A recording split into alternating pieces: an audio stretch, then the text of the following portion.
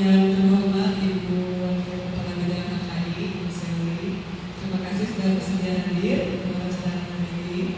Kemudian yang kami hormati Ibu Ajeng Krisnasasti sebagai narasumber untuk kegiatan ini, yaitu berbagi praktik baik dengan tema penerapan disiplin positif. Alhamdulillah, disyukur kepada Allah bahwasanya hari ini kita dapat berkumpul siang hari ini. Salawat dan salam semoga senantiasa tercurahkan kepada junjungan kita Nabi besar Muhammad SAW. Tak lupa terima kasih juga ibu bapak yang sudah berkenan hadir untuk menjadi peserta pada kegiatan ini. Ini berkaitan dengan sebetulnya dengan rencana kinerja juga ya, rencana kinerja harian di PMM. Di sana itu ada indikator penerapan disiplin positif. Jadi mungkin nanti kita ada gambaran setelah mengikuti seminar hari ini. Itu adalah indikator yang direkomendasikan karena sekolah kita rapotnya merah untuk disiplin positif dan semangat kelas. Maka itu kemarin kita memilih rencana harian kerja terbagi dua. Ada sebagian yang memilih semangat kelas, ada sebagian lagi memilih disiplin positif. Dan semua itu akan dijabarkan hari ini mungkin secara garis besarnya itu seperti apa yang berkaitan dengan disiplin positif. Itu mungkin pengantar dari saya. Selanjutnya akan disampaikan oleh Ibu Kepala Bidang KKI. Terima kasih Ibu Nina. Bismillahirrahmanirrahim. Assalamualaikum warahmatullahi wabarakatuh. Alhamdulillahirrahmanirrahim. Ibu dan Bapak, hari ini kita bisa berkumpul di aula dalam keadaan sehat walafiat dengan semangat untuk menerima materi yang mungkin bisa kita terapkan nanti ketika kita berada di dalam kelas dan pendekatan terhadap anak mengenai disiplin positif ini. Selamat datang Ibu Ajeng, walaupun sering ketemu tapi di aula ini kita baru pertama kali ya secara resmi di sini. Ibu Ajeng Krisnasasti MPDGR. Beliau pernah menjadi kepala sekolah MA kurang lebih selama 8 tahun ya. Kemudian jadi wakasek kurikulum di SMA Muhammadiyah Bogor dan menjadi pengajar praktik angkatan 7, fasilitator PGP angkatan 10, guru bahasa Indonesia sekarang di SMK Negeri Gunung Guru, dan menjadi kepala perpustakaan B Bu Ajeng ya. Dan beliau juga sudah memiliki buku antologi serta karya ilmiah yang sudah dipublikasikan. Tepuk tangan dulu dong buat Bu Ajeng. Luar biasa Bu Ajeng, alhamdulillah kita di sini bisa mantap ya Pak. Mantap banget. Alhamdulillah, terima kasih Bu Ajeng sudah berkenan di sini untuk memberikan ilmu yang baik, berbagi ilmu untuk kami semua di sini. Walaupun tahu keadaannya seperti ini ya Bu Ajeng, mudah-mudahan kita semua di sini bisa mengimplementasikan di dalam kehidupan kita sebagai guru. Mungkin itu saja Bu Ajeng. Insya Allah jangan bosan-bosan ya. Nanti kalau misalkan ada ilmu baru lagi, tolong datang kembali ke SMK Negeri Pertanian Satu Sekaraja. Baik, mungkin Bu Dina dari saya cukup sekian. Silakan mengenalkan Bu Dina.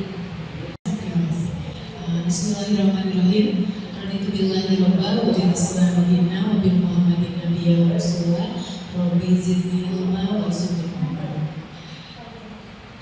Sepertinya saya harus membuka sesi ini dengan sebuah pantun terlebih dahulu. Terima kasih loh, Bapak. Baik. Senyum di hulu. Belum ada. Bagus, tadi Bapak konsentrasi banget ya. Senyum di hulu, makan kuaci. Gak jadi. Tak mau makan kuaci Mama. Senyum di hulu, makan bubur campur bawang. Assalamualaikum Ibu Guru Bawah hebat.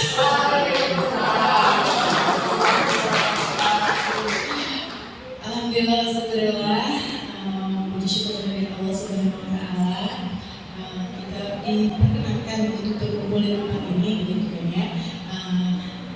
Segala sesuatunya saya selalu meyakini bahwa kita hadir bertemu dengan apapun itu selalu atas kehendaknya.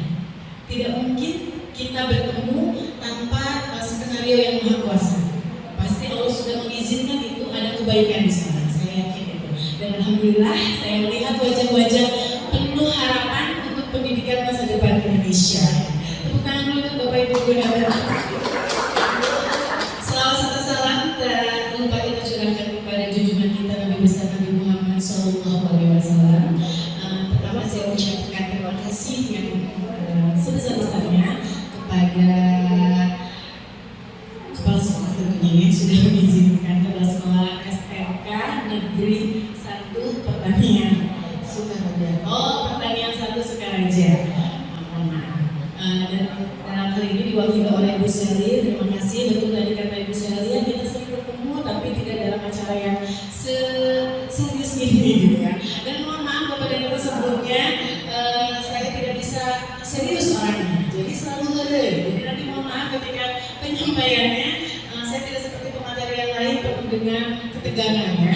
Tapi kita kemas saja pertemuan kita ini dengan canda dan tawa. Yang penting serius dulu. Pak Ino belum apa-apa dan bingung dan aja. Pak Ino, aduh saya khawatir. Waduh kita siap Pak Ino. Oke, mari kepada Ibu, mari kita sama-sama membuka dulu pertemuan kita dengan sama-sama mengucapkan basmalah. Bapak dan Ibu, izinkan saya memperkenalkan diri terlebih dahulu meskipun kita sering bersuara Ibu tadi, tapi hanya saya perkenalkan. Nama saya Ajeng Trisna Sasti. Salam dan bahagia saya sampaikan kepada Bapak dan Ibu. Salam artinya selamat, bahagia itu artinya bahagia. Semoga kita menjadi orang-orang yang selamat dan tentunya bahagia. Sebagai bentuk bahagia, coba dong mana senyumnya dulu Bapak dan Ibu. Siapa yang lihat? Cheese. Nah, kan kegantengan dan kecantikannya Kiki. Baik Bapak dan Ibu, saya sebenarnya nggak pernah duduk-duduk gini ya. Mau berdiri izin boleh? Mau manjat-manjat? Habis ini tapi saya suruh manjat-manjat ya. Baik Bapak dan Ibu, kali ini saya diminta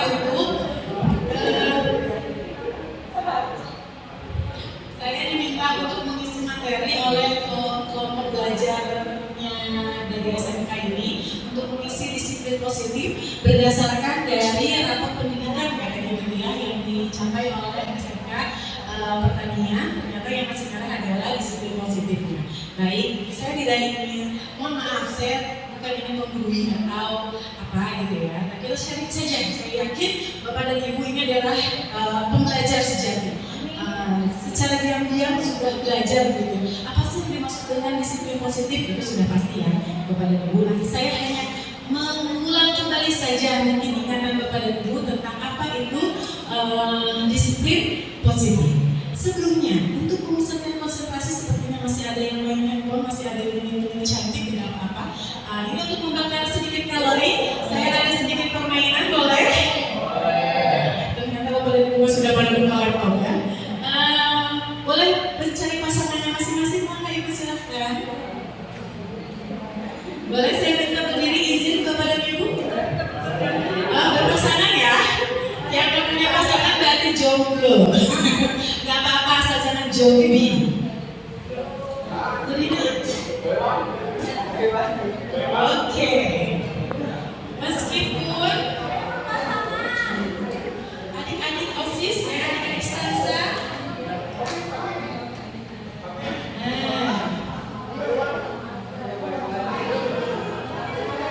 Agak bergeser dulu sedikit Bapak dan Ibu, bergeser di bangkunya. Di depan boleh di sini di depan. Nah, dari ice cream ini saya akan melihat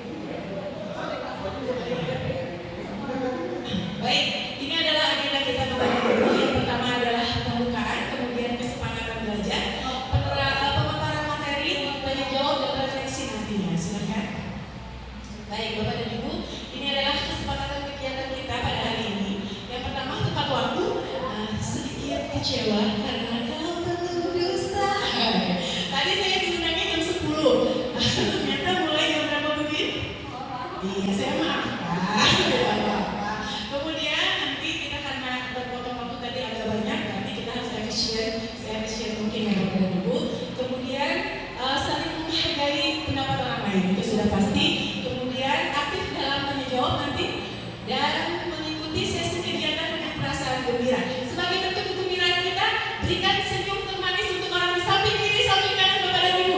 Cheers. Ibu Dewi senyumnya mana? Nah, udah tos-tosan alhamdulillah ya.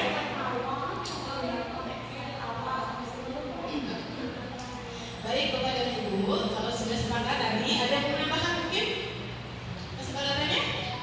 Sudah cukup ya, Bapak dan Ibu boleh sambil minum cantik dan minum ganteng. Disiplin positif ini ada perubahan paradigma pendidikan, kemudian ada disiplin positif itu sendiri, motivasi perilaku manusia, kebutuhan dasar, posisi kontrol restitusi, keyakinan kelas dan segitiga restitusi. Itu adalah agenda kita. Nah, sebelum langkah terlalu jauh, ya kan seperti lagunya Bruni dengan siapa? Rafika ya? Duyul. Ya kan? Sebelum jauh melangkah, kita harus tahu dulu kenapa sih ada yang namanya disiplin positif. Kenapa harus disiplin positif? Apa sih itu disiplin positif? Nah, kita harus disiplin dulu terlebih dahulu. Kita harus tahu dulu yang namanya filosofi Ki Hajar Dewantara. Nah, mungkin ini untuk Bapak Ibu guru penggerak bukan sesuatu hal yang aneh lagi, atau mungkin Bapak dan Ibu yang lain juga sudah pernah mempelajarinya, hanya diem-diem baik gitu ya.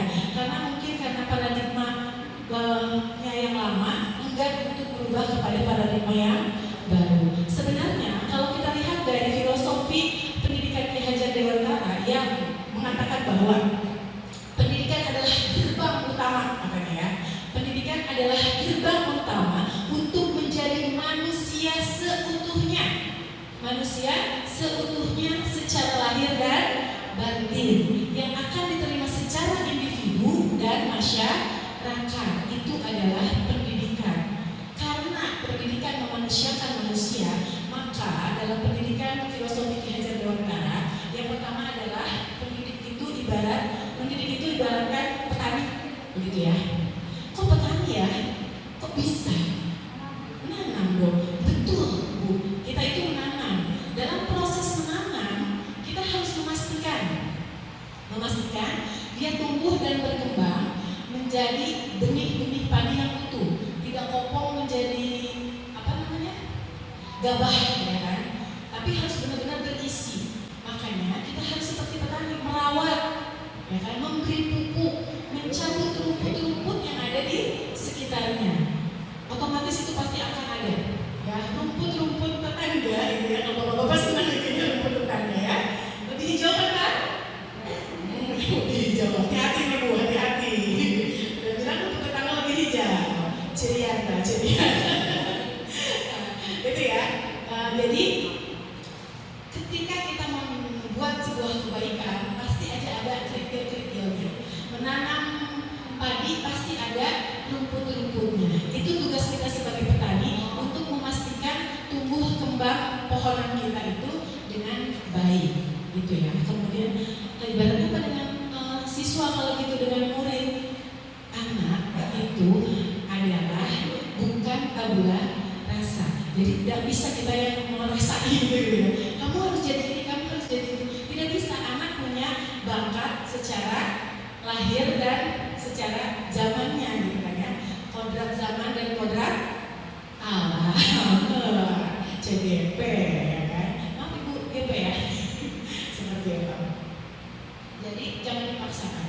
Menghamba kepada murid, katanya di nomor 3 ada menghamba kepada murid. Ini yang sering menjadi pertentangan orang-orang yang sudah, mohon maaf, tapi di sini saya lihat sudah senior tapi tetap mau menggali kebaruan dari pendidikan itu sendiri.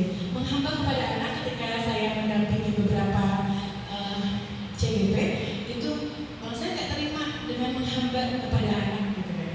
Kenapa? Anak harus kita ikuti kemauannya, bukan kemauannya, tapi bakatnya, ya kan? Tapi bakatnya bukan kemauannya, gitu. Dan kita harus menuntun, bukan menuntut, ya kan? Kalau menuntut kan ayo dituntun aja. Kalau ringan dikit bukan ke sana tapi ke sini, jalan yang benar, gitu ya. Hanya menuntut saja, mengarahkan, menebalkan lakunya, gitu ya. Yang sudah baik dan yang tidak baik itu kita usahakan menjadi baik. Seperti apa? Seperti petani tadi, yang tidak baik-baiknya kita bersihkan seperti itu. Bapak dan Ibu, apa enggak jelas? Kemudian kita masuk ke perubahan paradigma pendidikan. Nah, ini dia perubahan paradigma pendidikan dalam pendidikan zaman bahula. Itu ada berpusat pada proses pembelajaran berpusat kepada guru, tetapi sekarang harus berpusat kepada murid. Kenapa? Agar nantinya pembelajaran yang didapatkan oleh siswa lebih bermakna. Kalau kita hanya menyuruh atau memberikan informasi, berapa sih kekuatan konsentrasi kita begitu kan ya? Tapi kalau kita melakukan, kita interest di dalamnya, pasti akan lebih, oh iya saya dulu pernah ini, oh dulu saya pernah ini, akan lebih berkesan seperti itu. Kemudian mendorong murid belajar aktif dan bermakna. Ini adalah salah satu fungsi dari berpusat kepada murid. Kemudian membangun sikap dan perilaku. Ini Bapak Ibu yang paling penting. Sekarang kita sudah kenal dengan EA apa? AI gitu ya, apapun bisa gitu ya.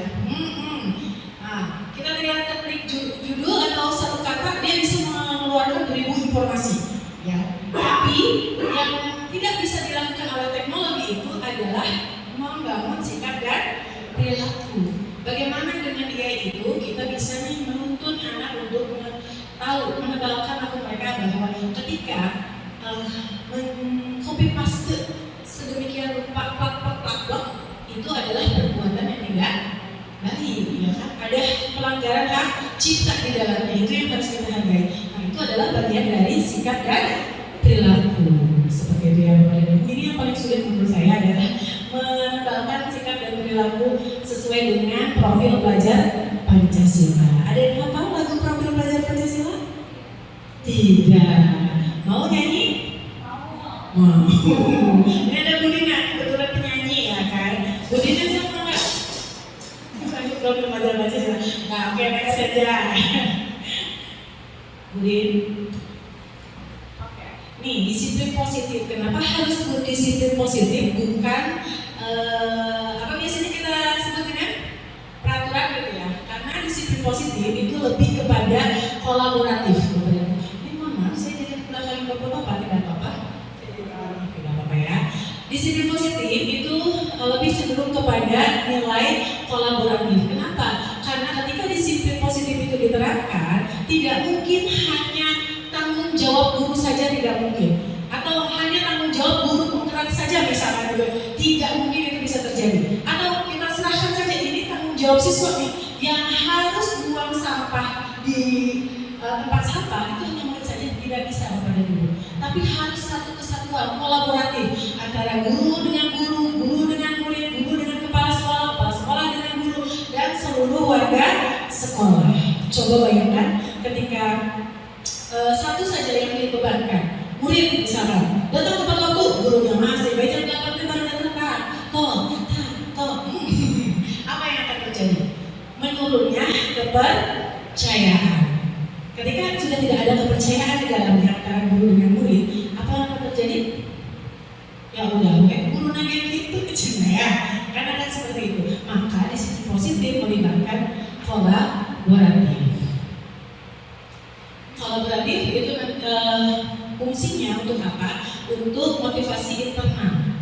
Ketika oh ya saya memang harus buang sampah di tempatnya, kenapa? Karena memang yang tidak baik takut banjir dan lain-lain, meskipun itu masih ada eksternalnya ya, tapi tetap kesadaran itu tumbuh dalam dirinya. Gitu. Kemudian berorientasi pada solusi. Jadi apresiatif ya.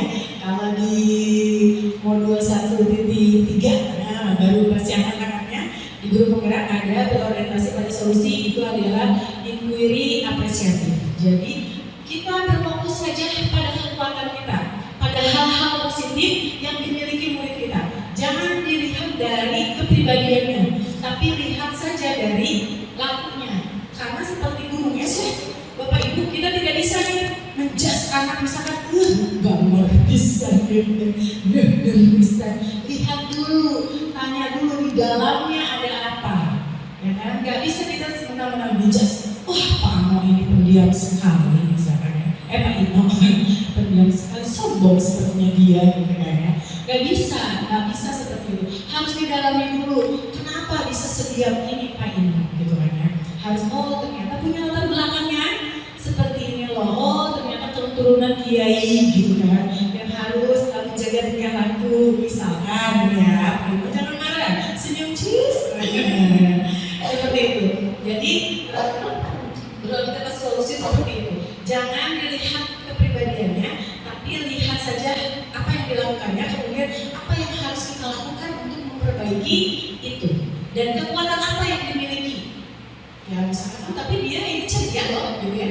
Nah itu manfaatkan saja keceriaannya untuk memperbaiki dari kesalahan-kesalahannya seperti itu. Kemudian ini akan masuk kepada pengembangan karakter seperti itu. Kemudian ada keterampilan hidup. Di disiplin positif menekankan kepada keterampilan hidup. Apa namanya? Life skill ya. Takut salah nanti bahasa Inggris. Life skill, kecakapan hidup, keterampilan hidup. Pendidikan betul ya Bapak dan Ibu itu untuk melatih keterampilan hidup. Bisa Bapak yang tadi ini PHP ya apa tadi? ATPH ATPH itu kan mengolah ya? Mengolah Pak, betul? Saya tidak bisa lagi, soalnya saya tahu di dunia ini mengolah bahan pangan misalnya gitu ya. Betul nggak sih? Salah ya? Oh ATPH? Oh ya salah ya. Ini mengolah bahan pangan misalnya ya. Kenapa? Anak-anak biar betul diajari untuk bikin sop dari gurame misalnya gitu ya. Diajarkan itu ininya bumbunya sekian, takarannya sekian gram, suhunya sekian gram gitu. Cakap dia, terampil, punya keahlian, punya. Ketika dia lulus nanti dia punya. Tetapi dia terampil tidak dalam life skill-nya. Kecakapan hidup sesungguhnya adalah bisa memanage emosi dan permasalahan yang ada. Coba sekali-kali Bapak dan Ibu nanti ke kelas yang biasanya praktiknya pakai ikan gurame, kasih dia tuh ikan nila misalkan. Nah, bingung kan? Perasaan gimana teorinya? Ikan gurame deh, ini 10 menit. Nah, 10 menit ini mah ikan apa? Ikan nila mana tipis gitu ya. 10 menit ajutnya ini. Nah, disitulah kecakapan hidup nanti akan diasah. Itu yang sebenarnya harus kita kembangkan. Ya, bagaimana bisa menggali kecakapan hidup dari siswa atau murid kita. Apa fungsinya? Nanti akan meningkatnya harga diri, ya, peningkatan terhadap harga diri. Oh ya saya bisa, oh ya saya tidak marah lagi, oh ya saya bisa, oh ya saya tidak akan ini lagi atau saya tidak akan itu lagi ya. Itu akan menaikkan harga diri seperti itu, Bapak dan Ibu. Nih, perbedaan disiplin dan hukuman. Kita masih sering menggunakan hukuman, Bapak Ibu? Masih? Jarang, sekarang udah jarang ya. Udah nggak ada hukuman lagi, adanya disiplin. Apa sih disiplin itu? Nah, di sini disiplin adalah memberikan anak alternatif yang bersifat positif. Bersifat positif, kemudian menginternalisasi dan mengikuti secara sadar. Nah, dilakukan secara sadar. Kemudian fokus pada perilaku anak, tadi yang sudah saya sebutkan, perilakunya jangan kepribadiannya. Dasar kamu anak babar, ya. Apa sih orang cuma doang sebentar udah dibilang anak nakal gitu ya. Nah, jangan seperti itu. Jadi fokus saja pada perilakunya bukan kepribadiannya seperti itu. Dan menerima kesalahan atau pelanggaran sebagai kesempatan untuk belajar. Jadi kesalahan itu saya selalu sepakat, dari dulu saya selalu mengatakan ke anak-anak, lakukan kesalahan sebanyak-banyaknya agar kamu tahu kebenaran sebanyak-banyaknya. Karena kadang kita dari kesalahan itulah kita tahu, oh iya saya salah, harusnya tidak seperti ini. Akhirnya dari situ belajar kan, oh nggak boleh kayak gini lagi, terus aja gitu lakukan. Yang pertama jangan melakukan dosa, gitu ya Bapak dan Ibu. Kalau kesalahan itu tidak apa-apa, lakukan saja sampai nanti timbul di dalam dirinya, misalnya kesadaran timbul di dalam dirinya untuk tidak mengulanginya lagi dan tahu bahwa itu adalah tidak baik. Nah, sedangkan hukuman itu menjelaskan mengapa, tidak memahami mengapa sebuah perilaku boleh dilakukan atau tidak boleh dilakukan. Jadi kita hanya memberitahu saja. Ya sudah nyaman dari hukuman, ya udah gitu. Sama masih ingat ya Bapak dan Ibu waktu dulu waktu kecil itu kan disuruh ngaji kan?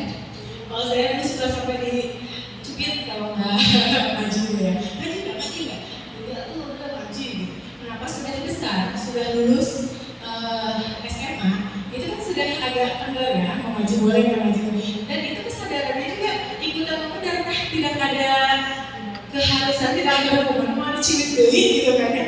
Ya udah wes sesuka saya mau ngaji atau tidak ngaji gitu kan ya.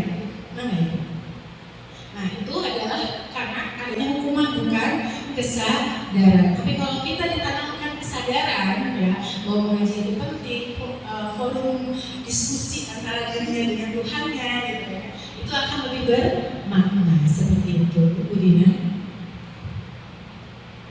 Nah ini kita ke teori motivasi perilaku manusia. Ada motivasi eksternal, ada motivasi internal. Ini udah biasa bisa Bapak Ibu baca. Kalau saya analogikan adalah eksternal itu kan dari luar, ya kan ya? Dari luar berarti bukan kehendak dirinya sendiri. Tapi kalau internal itu dari dirinya sendiri yang akan apa? Yang akan menjadikannya tumbuh dan berkembang. Coba kalau kita analogikan dengan telur. Nah, Ibu tahu telurnya?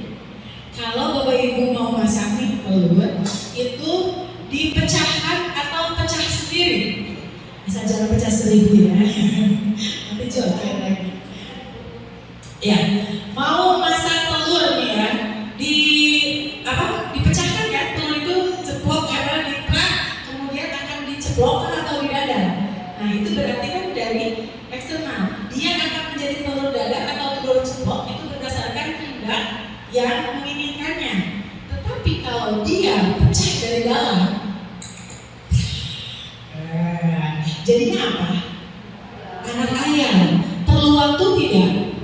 Perlu waktu. Bisa nggak dari 7 hari itu langsung pecah jadi anak ayam? Nggak bisa. Harus tunggu dulu nih waktu yang tepat untuk pecah itu kapan? Bisa dipaksakan? Tidak. Tapi harus sesuai dengan waktunya. Nah kalau kita pernah dengar Ali bin Abi Thalib ya, kan seperti itu. Tidak ada yang lebih cepat, tidak ada yang lebih lambat.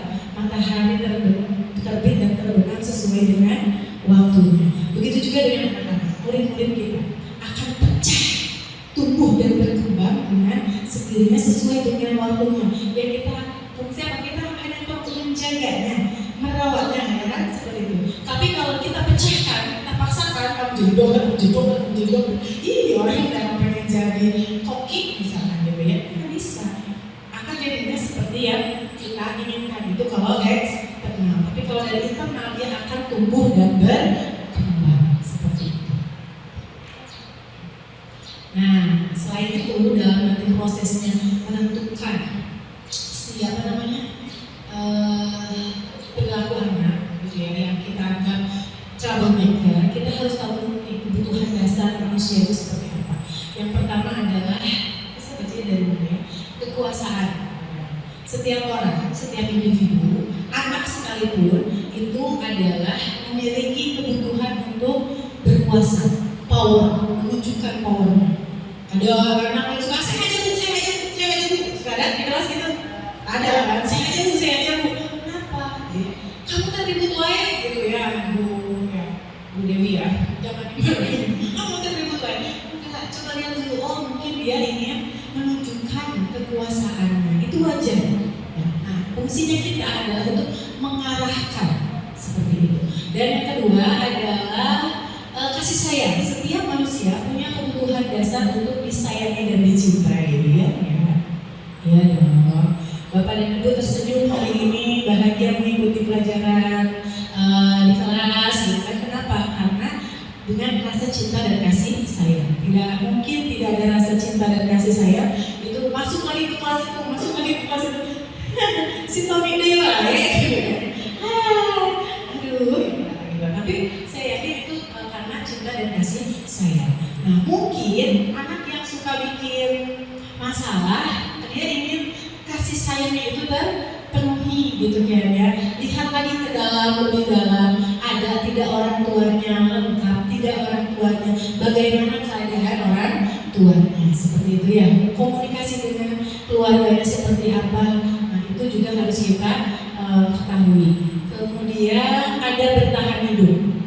Semua orang akan bertahan hidup gitu kan ya. Survival. Ya, begini. Terima kasih. Untuk bertahan hidup, memenuhi sandang pangan papannya itu tadi ya. Kemudian ada kesenangan, pengen senang-senang, gitu ya. Itu udah pasti manusia ingin bersenang-senang dan ingin bebas, freedom, ingin kebebasan, sebuah kebebasan ya. Seperti itu Bapak dan Ibu. Nah, ini adalah posisi kontrol restitusi. Restitusi itu sebenarnya apa? Gitu ya. Ada yang sudah tahu restitusi itu apa? Baru dengar? Restitusi ada?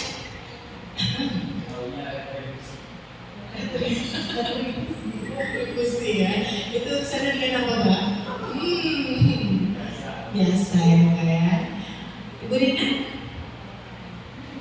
Boleh saya kasih kesempatan Ibu Dina untuk menjawab. Ini enggak?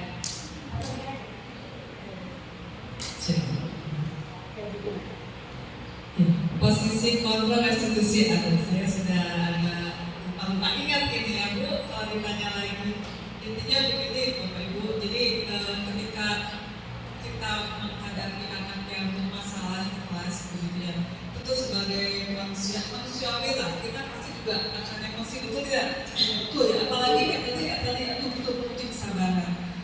Sebagaimanapun manusia sesabar apapun, ketika kita menghadapi terus anak itu manusia sekali, dan itu tidak apa-apa kita akui bahwa kadang kita kesal menghadapi itu memang alamnya. Tapi ketika memang kita sudah jadi guru, begitu ya, ada hal-hal yang ketika menangani itu yang harus ditangani dengan yang lebih profesional, mungkin yang harus mengikuti bagaimana sih baiknya menangani anak yang bermasalah, sangat bermasalah. Nah, mungkin restitusi ini adalah salah satu metode yang ditawarkan melalui pendidikan dari filosofi Cahaya Dewantara tadi, gitu ya. Jadi ketika ada anak bermasalah, kita ajak bicara terlebih dahulu, gitu ya. Jadi kita lebih baik menghindar dulu. Kalau kita marah itu udah ditinggalkan saja, jangan, karena tidak akan ada solusi yang langsung ke. Kalau dia emosi, kita emosi itu tidak akan. Lebih baik kita tinggalkan dulu. Setelah itu kita bisa minum dulu, begitu ya, bisa ya. Dulu kita redakan dulu emosi kita. Setelah itu baru kita panggil anak tersebut, kita ajak bicara maunya itu seperti apa. Jadi restitusi itu seperti itu. Jadi ditanya atau begini, ketika ada siswa yang bermasalah saling ledek atau berantem di kelas begitu ya, itu tentunya kita panggil, kenapa kamu seperti itu? Bu, dan saya kan jadi kalau dengan bapak, bang saya tuh jadi emosi, aku terus sedih gitu, kan saya emosi. Nah, oh iya, kalau saya jadi kamu, kalau ibu jadi kamu, ibu juga pasti akan marah. Jadi divalidasi dulu bahwa apa yang dia rasakan itu tidak apa-apa. Seperti itu tekniknya restitusi. Ya kalau ibu juga jadi kamu, ibu juga pasti marah.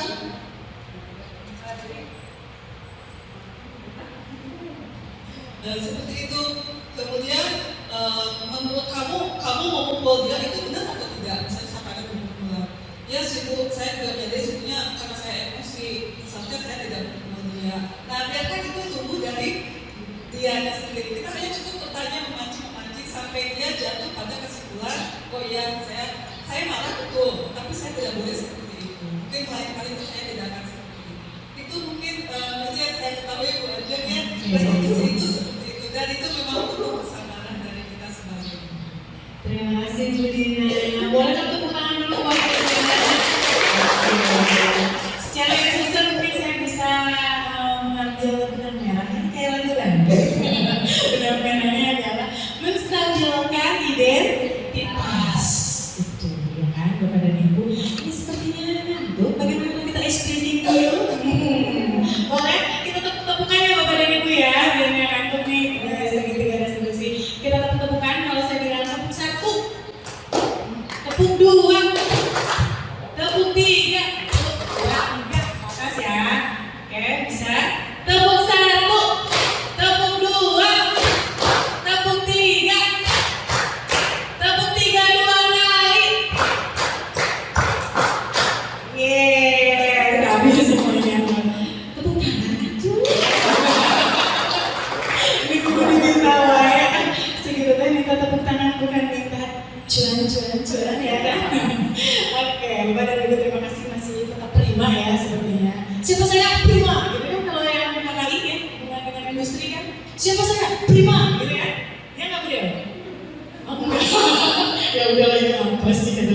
gitu ya. Baik Bapak dan Ibu, di sini adalah posisi kontrol dari restitusi. Yang pertama adalah menghindari hukuman, ada penghukum dan ada ini membuat orang merasa bersalah. Nah kadang kita suka ya, sebagai penghukum suka Bapak dan Ibu? Suka. Awas kalau nggak itu kamu lain keliling lapangan.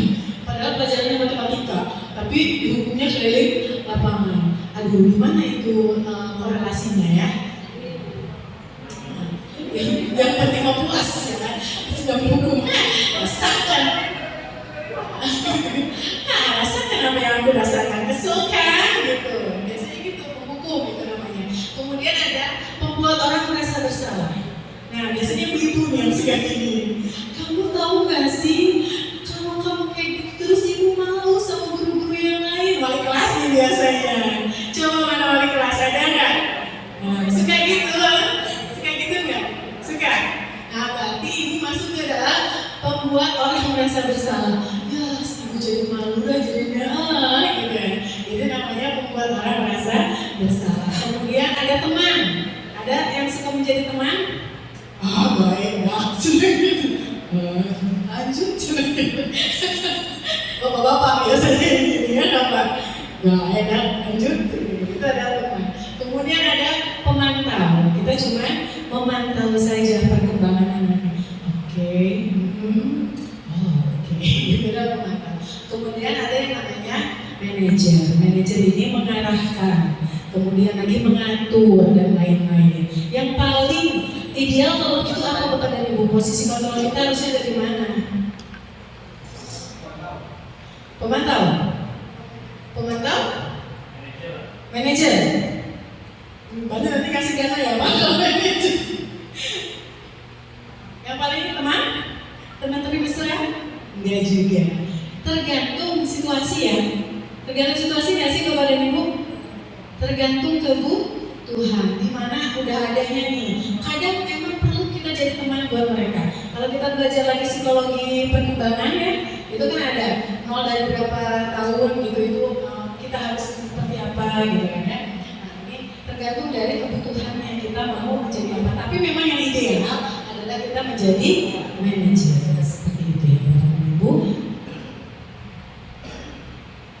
Ini adalah perbedaan aturan dan kesepakatan kelas. Ada aturan dan ada kesepakatan kelas. Tapi insya Allah di pertanyaan mas sudah pada kesepakatan kelas ya? Ya, alhamdulillah. Kesepakatannya dipaksakan tidak? Ini kesepakatan yang sudah Bapak buat, silakan. Mau tidak mau harus dilakukan, begitu? Tidak, tapi dilakukan secara bersama-sama. Nih, melibatkan pihak yang terlibat, melibatkan negosiasi. Bu, saya nggak mau deh Bu kalau kayak gitu misalnya. Atau kan rumah saya jauh Bu, gitu ya. Pasti ada tuh negosiasi. Oke, betul rumah kamu jauh, gitu kan. Nah, pinter-pinternya nih guru bernegosiasi, mengarahkan sebagai manajer tadi, kita tuh harus seperti apa anak-anak itu. Kemudian bentuknya harapan atau perilaku positif. Harapan, ada harapan di sana untuk kedepannya seperti apa agar tumbuh dan berkembang, menjadikannya sebuah karakter bukan hanya sebagai penggugur kewajiban saja. Ya. Kemudian jika terjadi pelanggaran ada refleksi untuk proses belajar bersama. Jadi nih kalau di guru penggerak ada nilai dan peran guru penggerak salah satunya adalah reflektif atau pandai berefleksi. Untuk apa? Untuk mengetahui apa yang saya rasakan, apa yang saya alami, pelajaran apa yang sudah didapatkan, apa yang harus dikembangkan, apa yang harus dilakukan setelah ini, itu ada dalam refleksi. Bentuknya kesadaran bukan hukuman. Kalau hukuman, saya salah tadi ya. Oh berarti saya harus lari keliling lapangan. Pokoknya kalau kata Pak Andri teh kalau telat gitu kan ya. Bukan gitu kan. Oh saya telat, besok saya nggak akan gini lagi. Kenapa? Karena malu rumah saya dekat misalkan gitu ya. Itu adalah kesadaran. Ya, seperti itu Bapak dan Ibu. Nah ini adalah segitiga restitusi, adalah menstabilkan identitas, kemudian ada validasi tindakan yang salah. Tadi kata Bu Dina juga yang sudah diterangkan contohnya menyebut-nyebut nama bapak orang tua, itu sering banget terjadi ya Bapak dan Ibu. Aduh itu iya, itu juga saya termasuk korban di antara yang ya sudahlah. Mau apa? Memang itu nama bapak gue gitu kan. Pokoknya bikin kesel aja yang orang yang bikin kita kesel. Kalau gitu enggak boleh, astagfirullahaladzim. Kemudian menanyakan keyakinannya, apa sih yang sudah dilanggar, kesepakatan apa yang sudah kita langgar, ayo kita mau seperti apa nih, nah gitu kan. Kamu mau kayak gini terus, ayo mau berubahnya kapan, apa yang bisa kamu lakukan untuk sedikit saja bisa memperbaiki keadaan ini. Artinya diajak ngobrol Bapak dan Ibu, jadi pendengar yang baik, hadir seutuhnya mendengarkan anak-anak kita. Seperti itu adalah segitiga restitusi. Tidak membenarkan kesalahannya, tapi memvalidasi gitu kan ya. Ini nih, tindakan yang salah itu apa? Setelah mereka tahu, ya Bu, saya salah. Apa yang kita ingkari dari perjanjian tinggal jadi ini gitu kan. Ini Bu, saya tidak jujur, saya minta maaf. Oke, kalau gitu kamu mau ulanginya lagi? Insya Allah tidak Bu. Mulai kapan kita akan memperbaikinya bersama-sama, bukan cuma kamu tapi saya. Itu akan lebih menjalin sebuah kepercayaan. Kamu mau kapan, tapi kita tidak. Mungkin ada kesalahan kita juga di dalamnya, kurang kontrol misalnya, gitu kan ya, kurang perhatian misalnya kepada mereka. Nah, yuk perbaikinya secara bersama-sama, tidak hanya menjustifikasi seperti itu. Yeay, kita sampai kepada sesi tanya jawab. Silakan, ada yang mau bertanya dan mau menjawab, silakan ya. Sini adalah penanya, ini adalah penjawab. Silakan Bapak, ada yang ingin mengajukan pertanyaan, silakan. Apa aja boleh? Ya silakan. Kita sharing saja ini pengalaman kita, karena biasanya dari pengalaman itu akan ada pelajaran berharga. Boleh aja, silakan.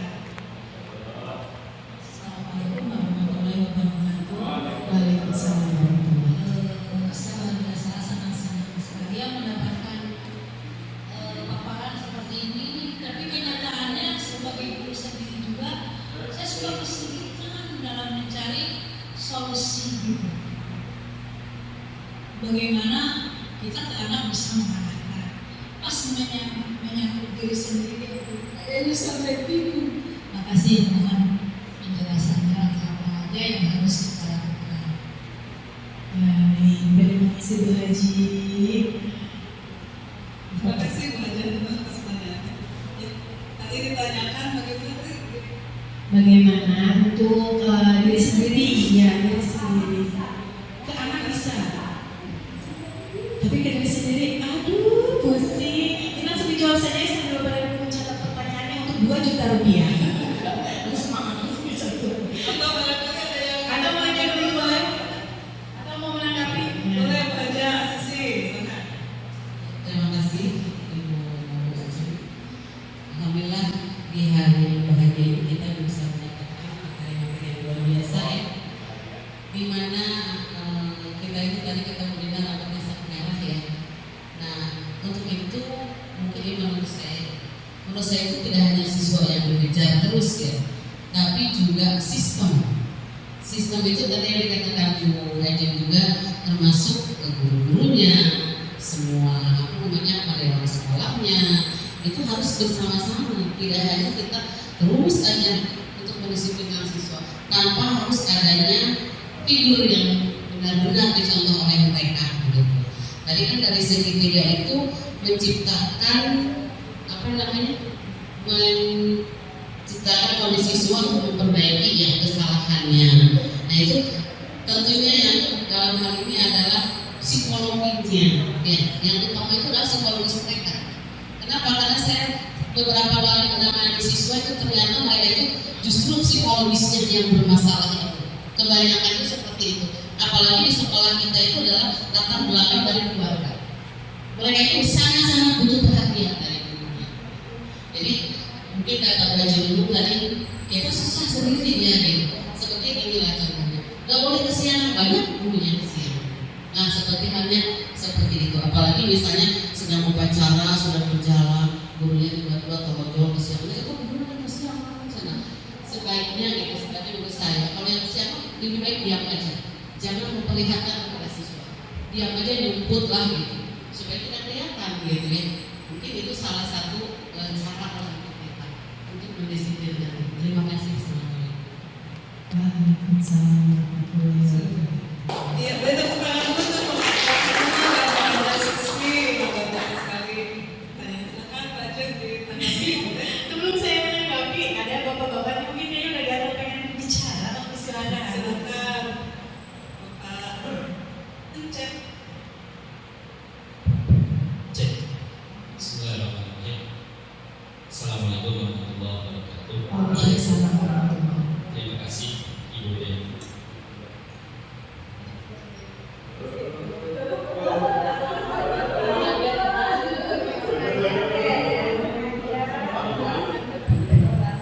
Cek. Udah. Terima kasih Ibu sudah berkesempatan. Saya tadi tertarik dengan restitusi. Memang ini istilah baru yang baru saya. Apa memang saya yang beranggapan bukan ya? Nanti kalau sering gaul sama Bu Ajeng insya Allah tahu. Ya, sekilas tadi apa yang dijelaskan sama Bu Dina, saya berpikir sepertinya ini restitusi itu lebih kepada orang lain, dalam hal ini misalnya ke siswa, kayak gitu. Bisa nggak sih restitusi itu untuk diri sendiri? Karena kan yang namanya berbicara kesalahan, kadang kita sebagai guru juga pernah salah, atau bisa jadi sering salah, kayak gitu ya. Sehingga saya merasa sepertinya saya butuh restitusi, self restitusi, gitu ya. Seperti itu. Nah itu bagaimana caranya Bu ya? Terus ditambah mungkin boleh dua ibu pertanyaan. Hari ini dunia pendidikan kan sedang kayak enak amat gitu ya, termasuk dunia guru. Terlebih lagi kalau melihat perkembangan kejadian misalnya yang kemarin studi tour itu, saya memperhatikan berbagai macam komentar lebih ke arah punishment-nya kepada guru, gitu ya. Memang kalau lihat tipikal orang-orang itu sepertinya tadi kalau ada apa ya, penghukum ya, lebih enak menghukum ya posisinya. Jadi seolah dunia itu memposisikan posisinya lebih enak sebagai penghukum daripada sebagai manajer tadi yang lebih ideal, kayak gitu. Sehingga rasanya kalau udah jadi kayak terdakwa gitu tuh kayaknya membalikan menghukum mereka. Nah itu. Jadi gimana ya untuk memposisikan tadi supaya kita itu ketika butuh sebagai penonton apa ya tadi itu kecontoh bukan peniru ya kita mudah jadi manajer ketika pada waktu kondisinya ataupun penghukum itu boleh nggak sebagai itu karena kan kita tetap hubungannya antara warga sekolah itu mungkin itu. Terima kasih. Assalamualaikum warahmatullahi Terima kasih atas pertanyaannya. Jadi mungkin bajunya begini ya. Jadi restitusi itu kan lebih kepada siswa, katanya. Nah sebetulnya mungkin guru-guru juga kadang perlu restitusi ya mungkin ya punya masalah. Itu mungkin kadang ada kegalauan mungkin ya sebagai guru tidak banyak dihakimi oleh luar juga mungkin dari sebagai masyarakat dan jadi. Terima kasih untuk tiga orang penanya. Ini kebetulan saya apa ya hari ini? Gak apa-apa, webinar udah habis ya. Baik, terima kasih untuk Ibu. Oke, boleh dulu katanya ya. Siap. Ibu Haji dan Bapak Haji, terima kasih untuk pertanyaannya. Untuk yang pertama, bagaimana sih untuk ke diri sendiri? Saya bisa menghandle anak, tapi menghandle diri sendiri ini yang sulit. Senada dengan tadi ya, Bapak juga kan mengatakan seperti itu. Bisa nggak sih saya restitusi diri saya sendiri gitu kan? Mungkin kalau itu namanya refleksi ya Bapak ya, bukan restitusi tapi lebih ke refleksi. Sama juga dengan Ibu, kita merefleksi dulu nih apa sih yang kita alami. Kan kalau ada beberapa pola untuk refleksi ya, yang paling mudah itu adalah dengan 4F atau 4P gitu kan ya. Perasaan dulu, validasi perasaan kita apa. Kenapa saya seperti ini? Oh saya marah. Kalau ada anak seperti itu kenapa? Oh saya marah, saya lagi marah. Kita kenal emosi itu, saya marah, maka saya akan tahu harus apa saya ketika marah. Udah diem daripada banting meja gitu kan ya. Udah diem, istighfar, sholat ambil wudhu, 2 rakaat beres gitu kan ya. Itu ya, dengan perasaan, kita kenali dulu perasaannya. Itu direfleksi. Perasaan saya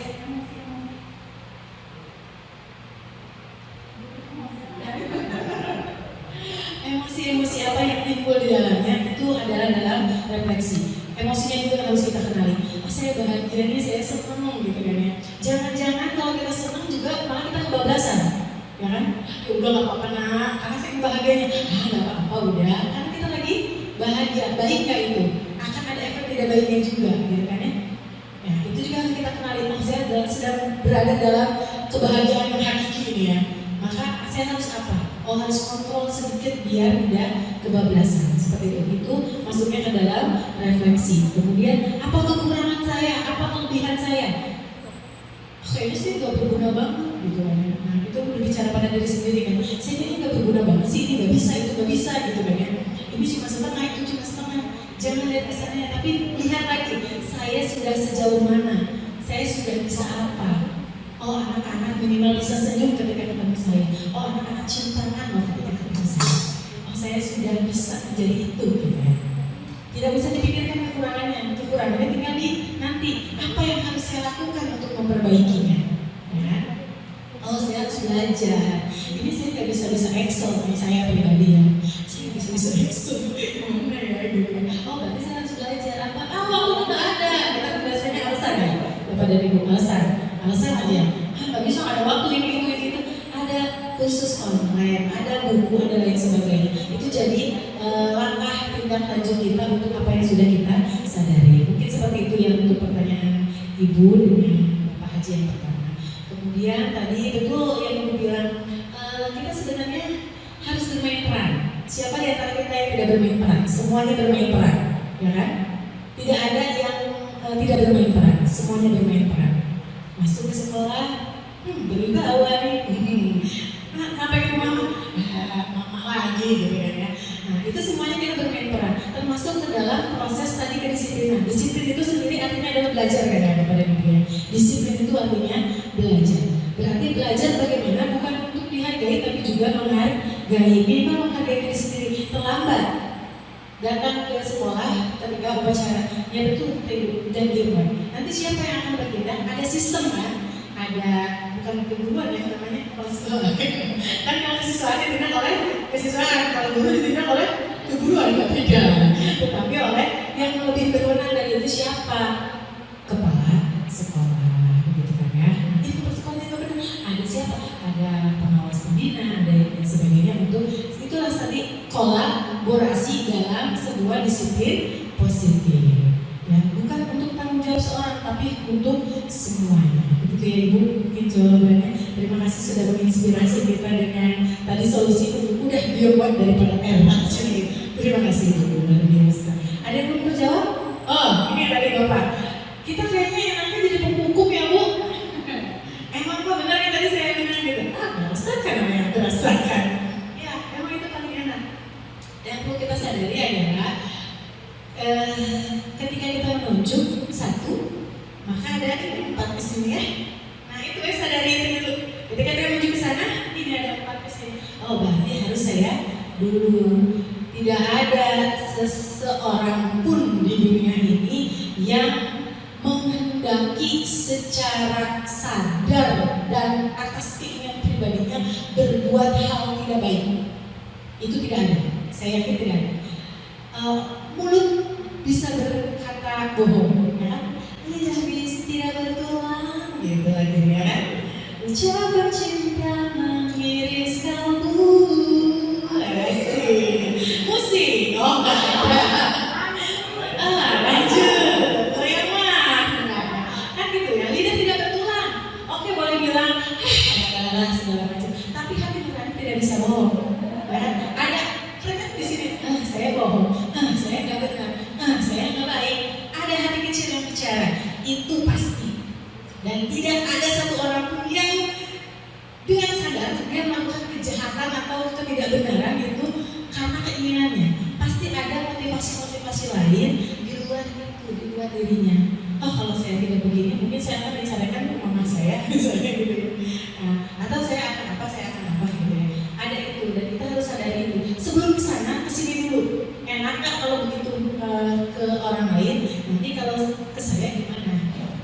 ya Bapak dan Ibu, sebelum jadi punggung. Makanya enaknya tuh sebenarnya sih jadi apa? Jadi teman ya, tapi mesra ya kan begini.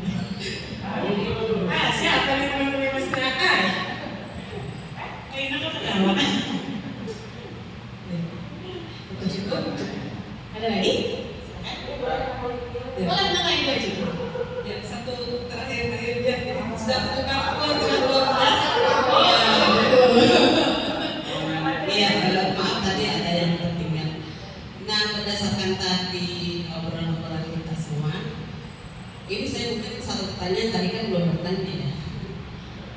Kenapa sekolah-sekolah biasanya yang hebat itu adalah kebanyakan sekolah swasta? Betul nggak? Tidak bisa dipungkiri itu ya. Seperti misalnya kayak Albayan, kayak apalah gitu ya, yang mereka hebat-hebat itu. Kenapa kok sementara di negeri itu jarang yang hebat? Maka ini merah ya rapotnya. Nah, ini juga salah satu berdasarkan pengalaman saya. Nah, ini pertanyaannya nanti ke Ibu, nanti ini pengalaman saya juga. Pengalaman saya pernah ngajar di sekolah MBA di kota ya, 2 tahun kurang lebih. Ternyata di MBA itu guru-gurunya begitu istirahat, begitu masuk kelas, tidak ada guru yang nongkrong di ruang. Semua harus masuk kelas. Jadi pergantian antara satu guru dengan guru yang lain ke kelas yang mereka sudah nongkrong di depan pintunya masing-masing. Kita tuh kalau mau nongkrong tuh malu gitu, karena semuanya benar-benar melaksanakan disiplin. Begitu. Saya pengalaman saya juga kalau di negeri kayaknya leha-leha gitu ya, santai-santai. Tapi begitu saya ngajar di situ, nah seperti itu. Bahkan anak-anaknya juga kalau ketinggalan LKS itu mereka pagi-pagi sudah datang menghadap ke saya. Bu, maaf saya ketinggalan LKS di mana ya Bu? Kamu rumahnya di mana? Kamu jauh nggak rumahnya? Saya tanya kan. Kalau memang dia udah nggak apa-apa lah, nanti menyusul aja. Kalau memang dekat ya silakan izin dulu kan mengambil LKS. Di kita boro-boro bawa buku aja cuma 1 gitu anak-anak. Tidak seperti itu. Nah, kira-kira menurut Ibu kendalanya apa? Sehingga mereka di swasta itu bisa disiplin seperti itu, termasuk gurunya, termasuk semuanya, sedangkan kita susah banget gitu. Mungkin ada solusi dari terima kasih. Assalamualaikum. Waalaikumsalam warahmatullahi wabarakatuh. Saya menolong Ibu Haji Susi ya. Ibu kayak Ibu wajib mendapatkan ini dari saya. Wah, ada merchandise ini aja. Kunci mobil apa kunci rumah? Jangan nanti Tepuk tangan buat semuanya. luar biasa ini ya, menginspirasi banget. Bukan kita membicarakan keburukan diri kita sendiri ya, tapi ini sebagai kita jadikan sebagai refleksi saja bahwa ini adanya. Kalau sebenarnya saya kayak enak menjawab, di sini ada 2 ibu pengawas ya, mohon maaf izin menjawab. 2 ibu pengawas, sepertinya ini harus dijawab oleh beliau-beliau ini, tapi ya karena sekarang panggungnya adalah milik saya, jadi mohon maaf kepada ibu pengawas ya. Izin menjawab. Berdasarkan pengalaman saja Bu, betul yang Ibu katakan, saya juga berawal dari swasta seperti itu ya. Paradigma, etos kerja dan budaya kerja itu kita di swasta biasanya ditekankan untuk pelayanan. Kita tidak melayani dengan baik, kita tidak punya murid. Itu kalau di swasta. Ya, kalau di negeri mungkin karena tidak usah bergerak pun anak maju sendiri, ya kan? Itu menjadi mungkin salah satu ya kelemahan karena tidak tidak terlalu berusaha dengan sekuat tenaga, gitu kan? Tapi kalau yang di swasta itu kan harus lomba-lomba dengan negeri kan? Negeri mana nih? Oh SMK 1 pertanian. Oh nggak bisa nih, nggak bisa. Pokoknya saya harus tulisan, gitu kan ya? Dengan apa? Dengan pelayanan, dengan etos kerja. Maaf lanjut. Jadi kalau muridnya sedikit, nanti gajinya juga akan sedikit gitu ya, tidak digaji bisa jadi. Bisa jadi seperti itu kalau di swasta. Kalau di swasta ya, itu berhubungan dengan pendapatan. Kecuali yang udah itu banget ya, kalau yang swastanya sudah high class banget gitu ya, udah dananya dari mana, berasal dari luar negeri atau punya penghasilan sendiri, itu lain cerita ya Bu Dina ya. Tapi ini yang masih berkejar-kejaran dengan negeri, itu satu adalah pelayanan. Kita melakukan pelayanan dengan baik, siswa akan percaya, orang tua akan percaya, maka disitulah titik tekannya. Tapi kalau di sesuatu yang ibaratnya gini deh, kita dikasih coklat dengan kita beli coklat, itu kan enak rasanya gimana? Enaknya gratisan. Iya, enaknya gratisan kan? Enak aja apa? Santai aja kita menikmatinya juga ya. Mau jatuh? Nah, udah nggak apa-apa jatuh ini gitu kan. Bukan saya yang beli. Tapi kalau dengan kita yang beli, akan kita nikmati sedikit demi sedikit. Enak banget gitu ya. Ya Allah, enak banget gitu. Akan terasa gitu kenikmatannya. Tapi kalau misalnya sesuatu yang didapatkan dengan cuma-cuma, kita akan lebih tidak menghargainya, mungkin seperti itu ya. Dan kalau balik lagi, apa sih yang menjadi kelemahan? Mungkin salah satunya itu sistem budaya kerjanya yang berdasarkan dengan pelayanan itu tadi. Karena apa harus pelayanannya prima gitu kan ya? Seperti perusahaan, siapa kita prima? Katanya, kenapa harus prima gitu kan ya? Padahal saya aja ketika masuk perusahaan, siapa kita prima? Aja gitu kan? Aja yang prima gitu. Agar apa? Agar pelayanan yang kita berikan kepada customer, kepada murid itu memang sesuatu yang all out 100% yang nantinya akan menimbulkan kepercayaan. Ketika orang sudah percaya kan udah enak. Mungkin seperti itu, atau nanti bisa kita ngobrol-ngobrol sharing lagi dengan dua ibu hebat ini, dua ibu pengawas yang hadir menemani kita ya. Nanti dibahas lagi mungkin aja. Seperti itu saja mungkin pengalaman saya ya Bu ya. Baik, Ibu Bapak, mungkin ini pertanyaan terakhir ya untuk sesi kegiatan ini. Ya, silakan Pak Putra. Assalamualaikum warahmatullahi wabarakatuh. Balik lagi aku ke restitusi. Balikan lagi, kan belum putus. Baik. Jadi kan dari awalnya kita udah ada nih sama siswa tuh nilai-nilai apa yang pernah kita disepakati sebelumnya. Nah awalnya saya melakukan pendekatan kalau misalkan ada siswa yang bermasalah karena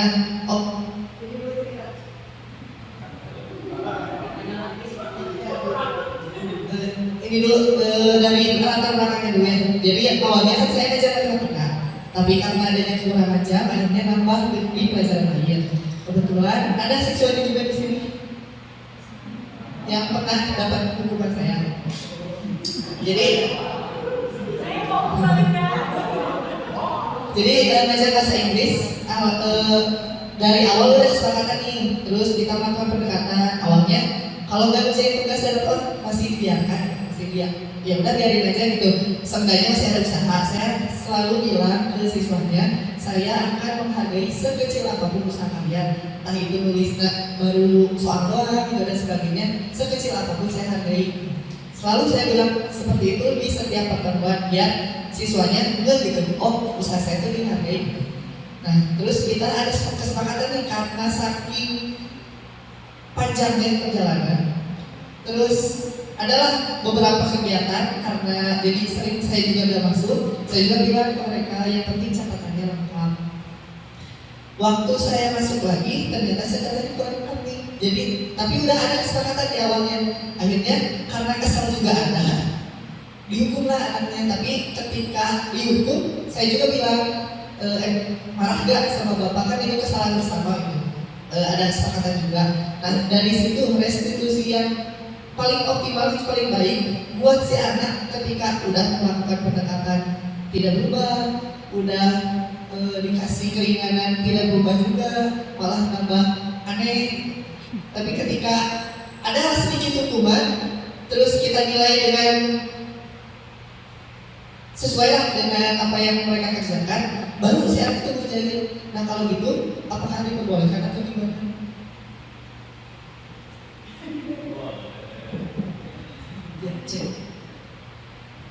Terima kasih Bapak Fitra.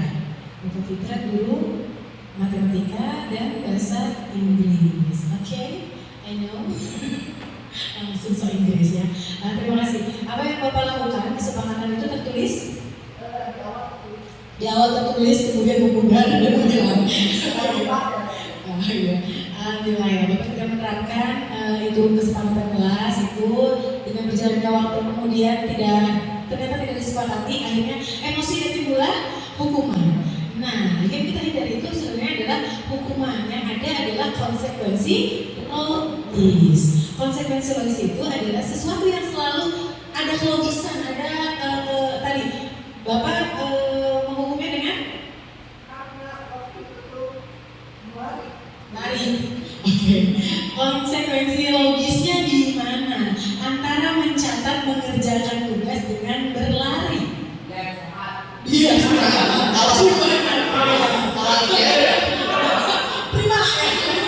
Awalnya kan konsekuensi awalnya nggak bakalan buat lari fisik lah, nggak bakalan fisik, cuman nggak ada perubahan waktu dari awal sampai akhir sampai si tugasnya terkumpul. Sedangkan kan kita harus ada nilai juga ya, nggak mungkin kita selalu kasih nilai kasih sayang, sedangkan si anak tidak usaha. Takutnya anak yang rajin tuh protes gitu, kok dia gini tapi tetap dapat, sedangkan dia yang jarang sekolah dan sebagainya dapat juga gitu. Ya udah, mereka di sekolah takut Gitu.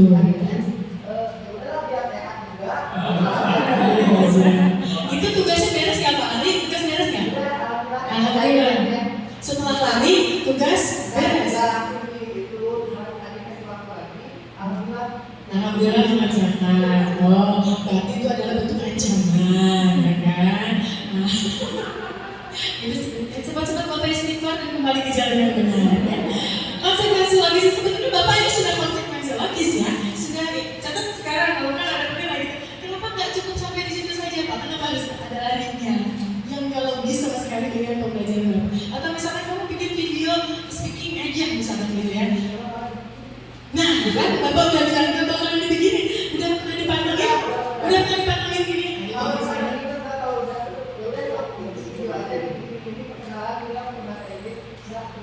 Udah dikerjain juga.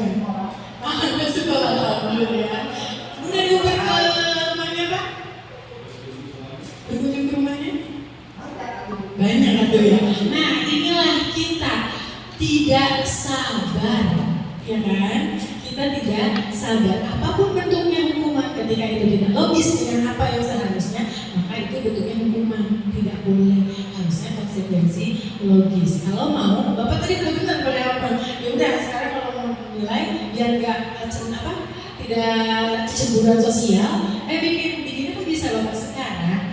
Ayeuna gitu now, gitu kan? Bikin sekarang boleh sedikit boleh terus ya. Emang kan kebutuhan dia untuk mencapai budaya adalah tugasnya kan? Ya cukup itu saja. Dengan kesabaran, sekali lagi kesabaran. Baik, oke, terima kasih ya. Tepuk tangan dulu kepada Ibu. Tepuk 1, tepuk 2, tepuk 3, tepuk 3 2 kali.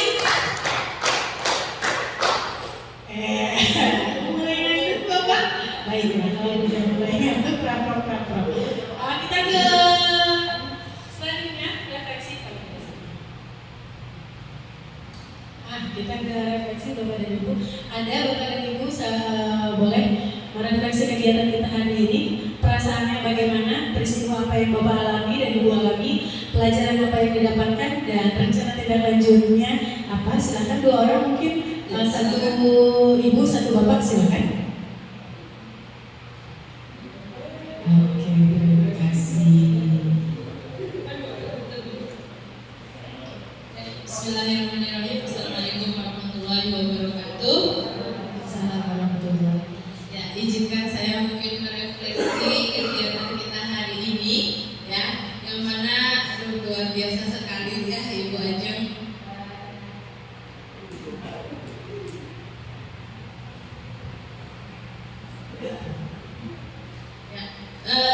Luar biasa sekali kegiatan kita hari ini. Mudah-mudahan bisa menginspirasi, bisa menjadikan kita seolah kita bisa lebih baik lagi. Ya. Untuk refleksi kali ini kita akan menerapkan 4P yang ada di depan. Yang pertama, perasaan yang saya rasakan hari ini mengikuti kegiatan adalah benar-benar bahagia, ya, bisa berkumpul kembali dengan Bapak Ibu guru yang hebat ini, ya, yang sudah melaksanakan sistem sekolah dengan tugasnya masing-masing, ya. Kemudian peristiwa apa yang terjadi di sini, alhamdulillah banyak sekali ilmu-ilmu yang saya dapat ya tadi mengenai segitiga restitusi mungkin kemarin hanya baca-baca saja ya sendiri gitu ya. Kalau hari ini benar-benar itu pengimplementasiannya, pengaplikasiannya ya. Jadi pelajaran yang bisa kita ambil hari ini selain segitiga restitusi yang tadi banyak sekali kan di ini peminatnya mungkin ya. Tadi juga banyak bagaimana sih penerapan disiplin positifnya mungkin ya Bu. Rencana selanjutnya untuk saya pribadi mungkin ya yang pertama lebih konsisten lagi mungkin ketika di kesepakatan kelas ya. Kalau hukuman alhamdulillah sejauh ini tidak menerapkan hukuman ya Bapak Ibu. Kemudian dan yang cukup berat mungkin itu menjadi tauladan untuk siswa mungkin gitu ya Ibu yang bisa saya sampaikan. Terima kasih. Assalamualaikum warahmatullahi wabarakatuh.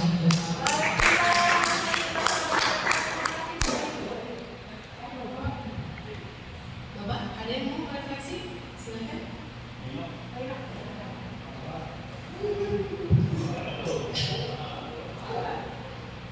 Yes, baik. Terima kasih atas kesempatannya.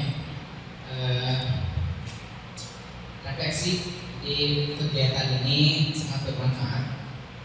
Intinya kita di sini menyadari bahwa kebutuhan kita sebagai manusia, apalagi sebagai guru, melihat semua permasalahan solusinya cuma satu, yaitu belajar, terus belajar. Jadi untuk menyelesaikan solusi masalah kita mencari solusinya. Apakah solusinya didapat atau tidak, terselesaikan atau tidak, itu Allah ya. Seperti Kita berdiskusi seperti itu ya, beda pendapat, beda solusi juga gitu ya, dan semuanya betul, semuanya bagus gitu ya. Pak Ino menambahkan tadi yang mungkin kurang kita bahas gitu kan ya. Iya, itu sebagai bentuk rasa tanggung jawab, malu dulu gitu kan ya. Kalau udah malu biasanya ya udah nggak mengulanginya lagi. Begitupun dengan siswa ya, seperti itu. Terima kasih Pak Ino, terima kasih Bu Eva, terima kasih Bapak dan Ibu semuanya. Sebelum saya tutup ada quotes ya dari Buya Hamka, ikhlas dan sejati akan bertemu dalam senyum anak kecil, senyum yang sebenar-benarnya senyum. Nah, kita bisakah seperti mereka yang memberikan senyum yang ikhlas, yang sebenar-benarnya senyum? Ini maknanya dalam, silakan Bapak dan Ibu pelajari lagi. Mungkin cukup sekian. Terima kasih sekali lagi untuk kesempatan yang diberikan, untuk waktunya, untuk penjamuannya terhadap saya. Alhamdulillah, terima kasih Ibu dan Bapak-bapak. Saya ucapkan terima kasih dan mohon maaf yang sebesar-besarnya apabila dalam penyampaian saya ada sedikit kekeliruan atau banyak kekeliruan, ada hal-hal yang kurang berkenan, mohon dimaafkan. Saya tutup lagi dengan sebuah pantun boleh? Jalan-jalan ke Bekasi berliterasi. Saya Jepun Nasasti mohon undur diri. Terima kasih. Assalamualaikum warahmatullahi wabarakatuh.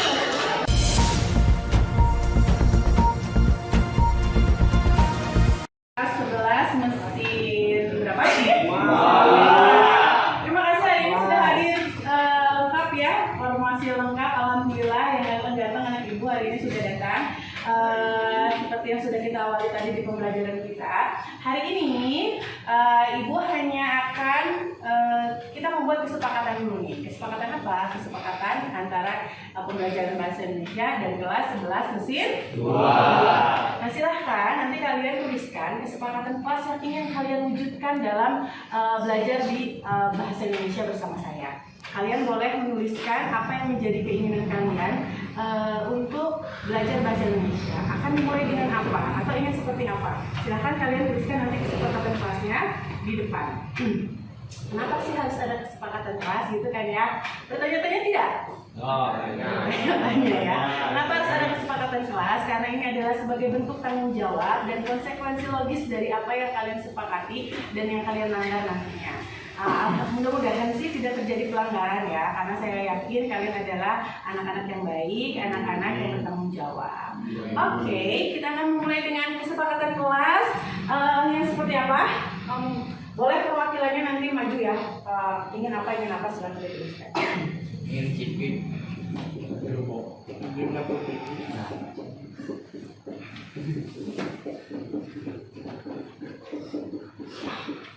pertama siapa yang mau menuliskan?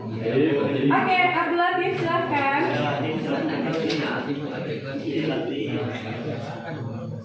Nah, karena kalian kan kelas moving ya, sekarang kalian berada di perpustakaan.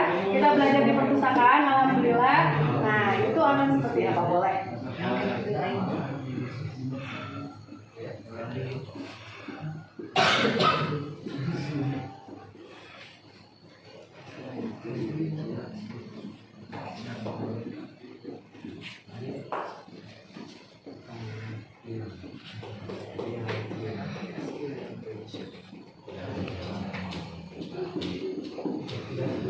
Oke, Latif, terima kasih sudah memberikan kesepakatan kelas yang pertama, yaitu mengawali KBM dengan berdoa dan mengaji. Kenapa kalian harus mengawali KBM dengan berdoa dan mengaji? Alhamdulillah. Ya, kalian ternyata semuanya beriman dan bertakwa. Sepakat dengan ini? Ibu sudah datang atau ibu belum datang nanti di jam pertama, berarti kalian kesepakatannya harus tetap melaksanakan berdoa dan mengaji. Ya. Yang kedua, siapa yang mau menulis? Oke, ayo.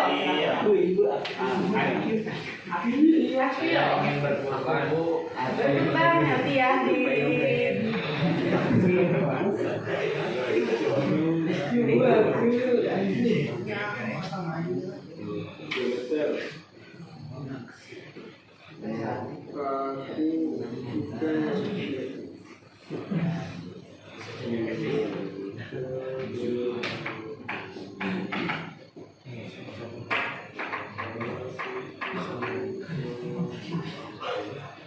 Oke, akhirnya menuliskan kita akan menyanyikan lagu Indonesia Raya di awal pembelajaran. Kenapa kalian ingin menyanyikan lagu Indonesia Raya? Jadi, ada atau tidak ada saya? Kalian di awal pembelajaran akan menyanyikan lagu Indonesia Raya sebagai bentuk dari nasionalisme kalian terhadap negara kesatuan Republik Indonesia. Yang ketiga, adakah lagi mau menulis kesepakatan? Saya. Oh, ya udah.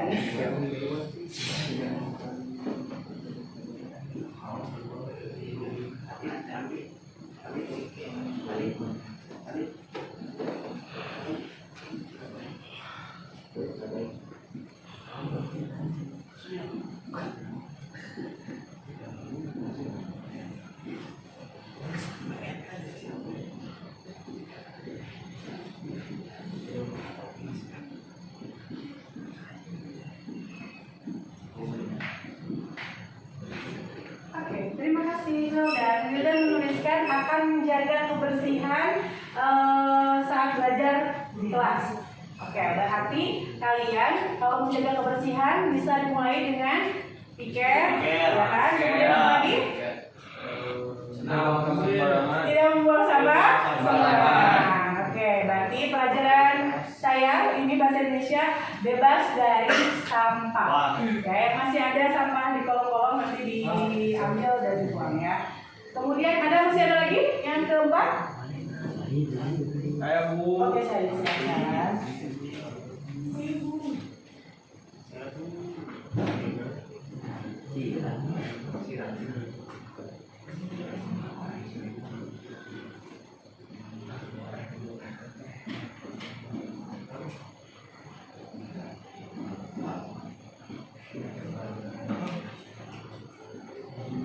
Oke, terima kasih.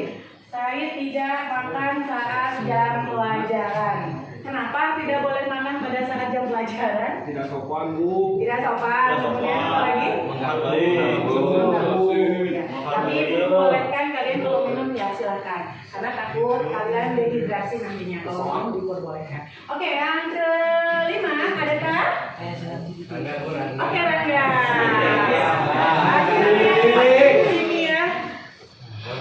Yang masih tetap setia.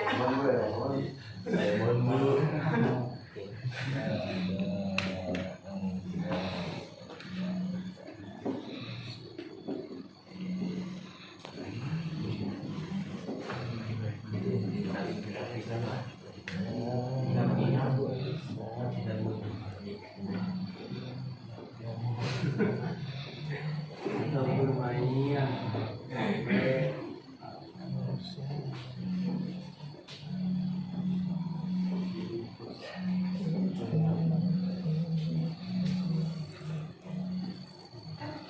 kasih Rangga, kata Rangga. Ini kesepakatannya tidak menggunakan HP saat guru mengajar atau menerangkan gitu ya. Kenapa harus melakukan ini Rangga?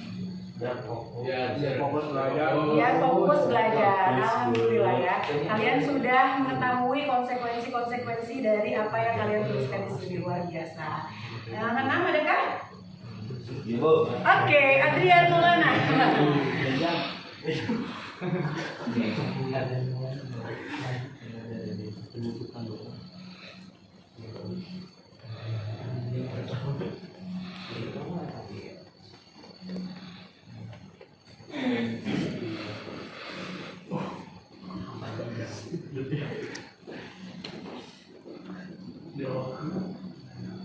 Keluar masuk kelas dengan izin. Terima kasih Adrian sudah mengingatkan kita untuk apa kalau begini? Untuk tertib, kemudian disiplin, apa lagi? Sopan. Betul sekali. Terima kasih Adrian sudah mengingatkan bahwa nanti ketika kalian mau keluar atau mau masuk ke kelas ketika ada guru, kalian harus meminta izin terlebih dahulu. Terima kasih Adrian. Yang ketujuh ada? Ayo. Oke, silakan.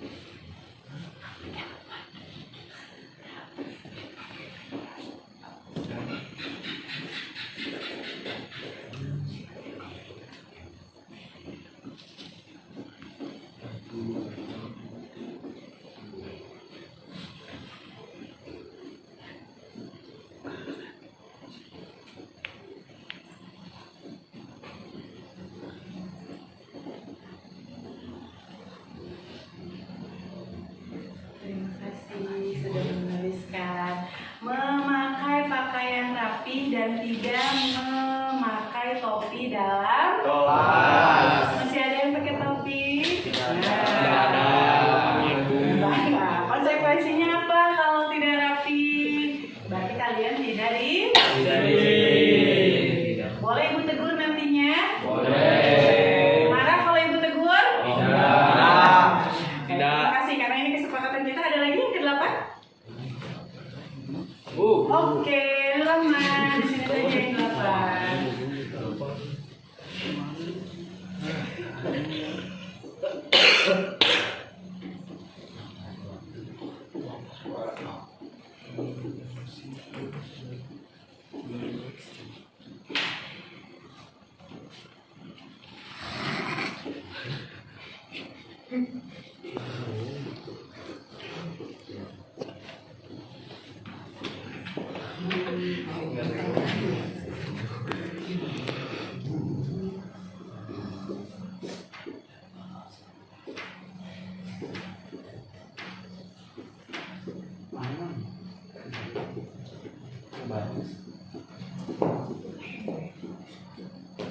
Terima kasih Nur Rahman mengingatkan kita untuk disiplin lagi nih ya, katanya datang tepat waktu, tapi konsekuensinya jika akun harus terlambat, misalkan kan kalian naik motor ya, banyak bocor, kempes atau mogok gitu ya, kalian bisa menghubungi guru atau saya untuk konfirmasi bahwa kalian akan datang terlambat. Seperti itu. Ada lagi? Yang lain? Alban?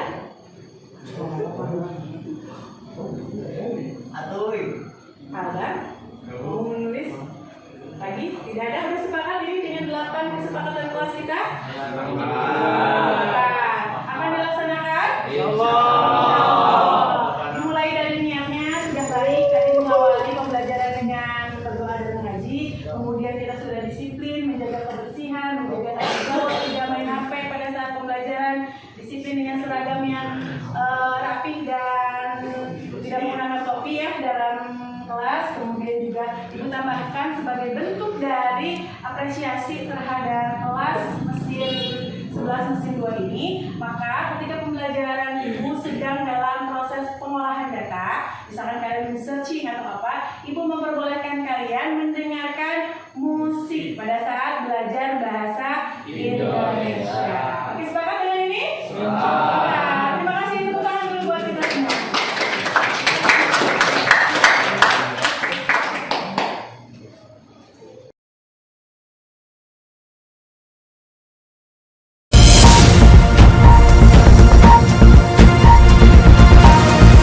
Sehat? Alhamdulillah sehat Bu. Bagaimana perasaan hari ini?